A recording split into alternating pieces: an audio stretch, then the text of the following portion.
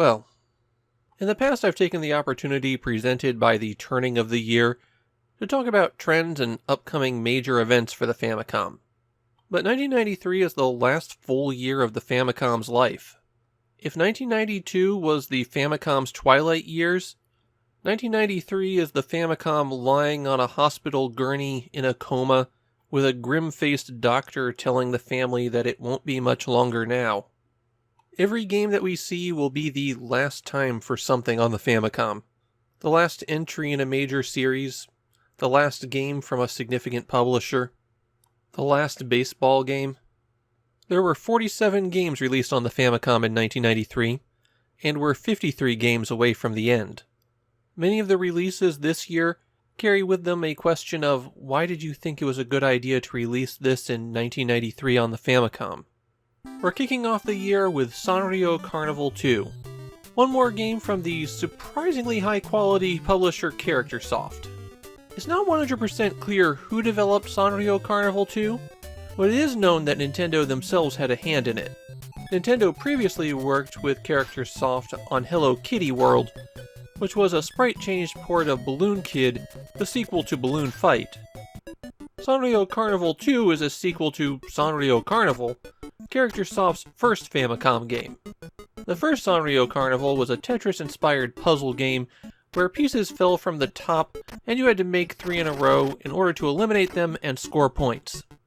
Sanrio Carnival 2 has a totally different puzzle game. You're still making 3 in a row, but now pieces of candy fall only in the left-hand column.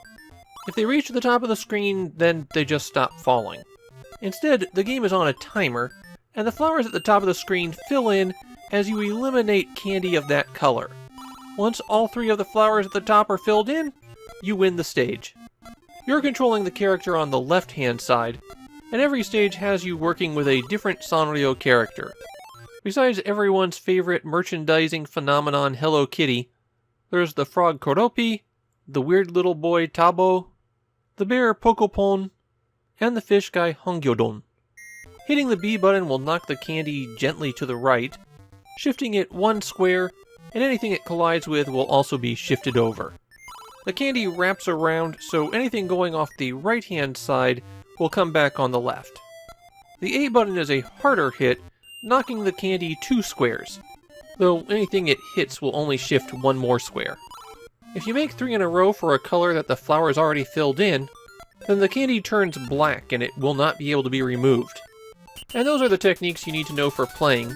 There's no bonus points for causing a chain reaction or getting more than 3 in a row.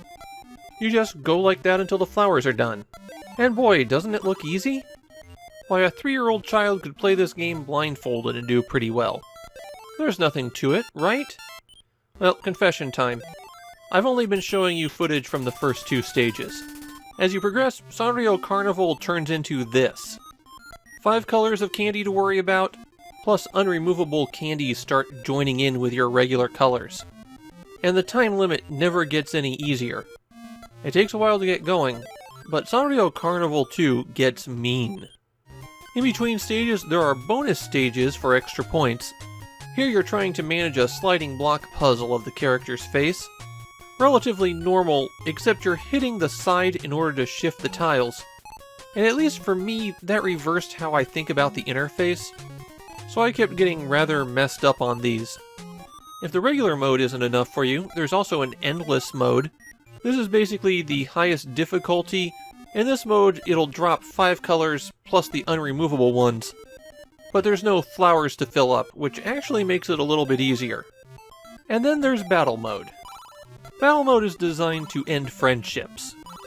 In Battle Mode, you have 2 characters working on the pile, and it's nice and easy. There's only 3 colors in the stack. Everyone has their own set of flowers that they're trying to fill up first, and the 3 in a row has to be on your side of the stack. Since you have 1 player shoving left and 1 player shoving right, that does mean players can steal from each other very easily.